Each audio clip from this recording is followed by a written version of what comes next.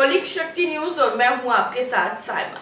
उद्धव ठाकरे की शिवसेना यानी यूबीटी के मुखपत्र सामना ने अपने एक संपादकीय में पीएम मोदी और बीजेपी पर जमकर हमला बोला है। सामना ने अपने संपादकीय में लिखा है कि पटना में हुई विपक्षी दलों की बैठक में जुटे नेताओं का समूह भारत का वैगनर ग्रुप है। मोदी की सत्ता को चुनौती देने के लिए भारत का वैगनर ग्रुप एक साथ आया है। ये ग्रुप किराए का नहीं है, ये बहुत अहम है।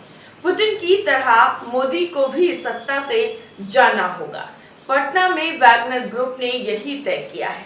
सामना के संपादकीय में गृह मंत्री अमित शाह के विपक्ष के फोटो सेशन वाले बयान पर भी उन्होंने आड़े हाथों ले लिया। इस पर उन्होंने कहा कि अमित शाह ने अपेक्षा के अनुरूप ही प्रतिक्रिया दी है। देश में फोटो प्रेमी कौन है सब जानते हैं। 140 करोड़ जनता प्रतिदिन देखती है।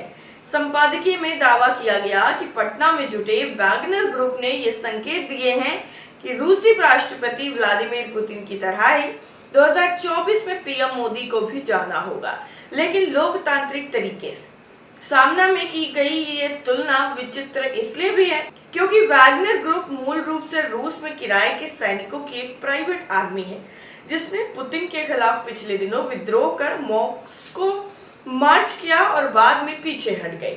ये वापस यूक्रेन युद्ध के मोर्चे पर लौट गई है। इसके नेता येवगेनी प्रिगोजिन ने निर्वासन में जाने के लिए क्रेमलिन समझौते को स्वीकार कर लिया है। आपको बता दें, सामना ने अपने संपादकीय में आगे लिखा है कि देश के 17 प्रमुख राजनीतिक दलों की पटना में हुई लंबी बैठक में 5 मौजूदा और लगभग इतने ही पूर्व मुख्यमंत्री मौजूद थे। पटना में हुई इस बैठक में भाजपा को सामने से जाकर हराने का फैसला लिया गया है। ये लोकतंत्र के नजरिए से एक बहुत अच्छी खबर है। सामना आगे लिखता है कि आज पुतिन के देश में क्या हो रहा है। पुतिन की ओर से अपनी सुविधा के लिए तैयार किए गए वैगनर ग्रुप नाम की प्राइवेट आर्मी ने की पुतिन के खिलाफ बगावत कर दी। रूस में विगत कई वर्षों में हुआ चुनाव सिर्फ छलावा था। पुतिन के लोग गड़बड़ी करके चुनाव जीतते रहे हैं और उन्हें संसद पर कब्जा कर लिया है। सामना ने रूसी राष्ट्रपति पुतिन के कार्यकाल से मोदी सरकार की भी तुलना कर दी और तुलना करते हुए लिखा कि भारत में भाजपा ने सत्ता में बने रहने के लिए कई बिकाऊ लोगों को अपने आसपास रक्षक बनाकर रखा है। कल को ये लोग ही सबसे बड़े मोदी शाह की पीठ में वार करेंगे और उन्हें सड़क पर लाकर खड़ा करेंगे। सामना में यह भी कहा गया कि बीजेपी ने सत्ता को बरकरार रखने के लिए कई बिकाऊ लोगों को अपने इर्द गिर्द रक्षक बनाकर खड़ा किया है। कल को यही लोग सबसे पहले मोदी शाह पर पीठ पर वार करेंगे और सड़क पर उतरेंगे। सामना आगे लिखता है कि पुतिन ने अपने खिलाफ बगावत के बाद ऐसा ताव दिखाया कि वैगनर ग्रुप को रौंद देंगे, लेकिन उनसे हुआ कुछ नहीं। किसी भी तानाशाह के मन में ऐसी दहशत कभी न कभी दिखती ही है। उन्हें बगावत का सामना करना ही पड़ता है। सामना के अपने संपादकीय में लिखा गया है कि जहां तक लोकसभा चुनाव 2024 के परिणाम की बात है, तो इस बार का फैसला ईवीएम नहीं, जनता करेगी। गृह मंत्री अमित शाह के बयान पर कटाक्ष करते हुए लिखा गया है कि वो कहते हैं कि विपक्ष के लोग पटना में फोटो खिंचाने के लिए एकत्रित हुए। ये मान भी लिया जाए तो उनके इतना डर की वजह क्या है। कल तक बीजेपी के राष्ट्रीय अध्यक्ष नड्डा कहते थे कि अब की बार भाजपा 400 के पार। पटना के फोटो सेशन के बाद खुद अमित शाह कह रहे हैं कि हम 300 सीटें जीतेंगे। ऐसा क्या हो गया कि आप खुद ब खुद 100 सीटें छोड़ने के लिए राजी हो गए और 400 सीटों से 300 पर आ गए। मतलब विपक्ष के एक फोटो सेशन ने ही बीजेपी की 100 सीटें कम कर दी हैं और यही विपक्ष की एकता की ताकत है, जिसकी वजह से बीजेपी परेशान नजर आ रही है। अगर आपको याद नहीं है तो याद दिला दें कि रूस यूक्रेन युद्ध लगभग काफी वक्त से जारी है।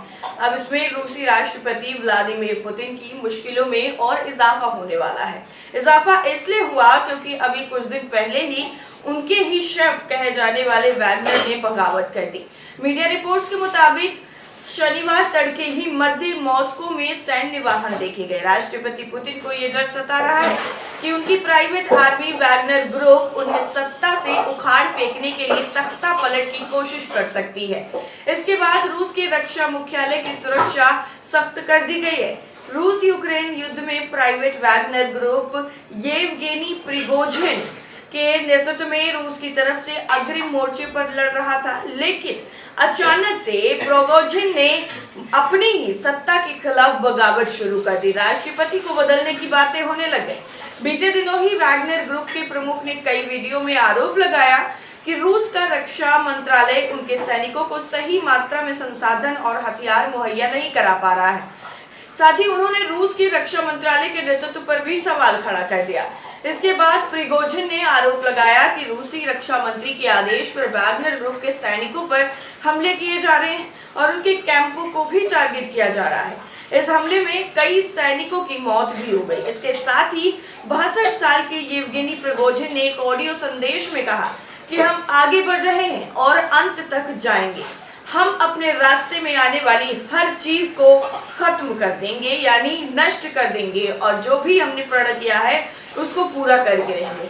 वहीं दूसरी तरफ रूस की तरफ से इस बयान के बाद प्रतिक्रिया सामने आई और येवगेनी प्रिगोजिन को अरेस्ट करने के आदेश दे दिए गए। लेकिन 24 घंटे ही महज गुजरे थे और 24 घंटों के अंदर ही पूरे के पूरे समीकरण रूस के बदलते हुए नजर आए। जो प्रिगोजिन ये कह रहे थे कि हम पीछे नहीं हटेंगे, हम लड़ाई करेंगे, वो प्रिगोजिन मान जाते हैं समझौते के नाम पर। बाद में जो चीजें निकल कर सामने आती हैं कि समझौता हो गया, उनकी कुछ मांगे थी जो रूस के राष्ट्रपति नहीं मान रहे थे, इसलिए उन्होंने इस तरह से बगावत की। लेकिन जब उनकी मांगे मान ली गई तो उन्होंने बगावत को छोड़ दिया और जो डर, जो खौफ 24 घंटों के लिए राष्ट्रपति व्लादिमीर पुतिन के चेहरे पर नजर आया, उससे पूरी दुनिया में उनकी खूब बेइज्जती करवाई और ये भी बता दिया कि देखिए हारने का और सत्ता खोने का डर कितना ज्यादा भयंकर होता है।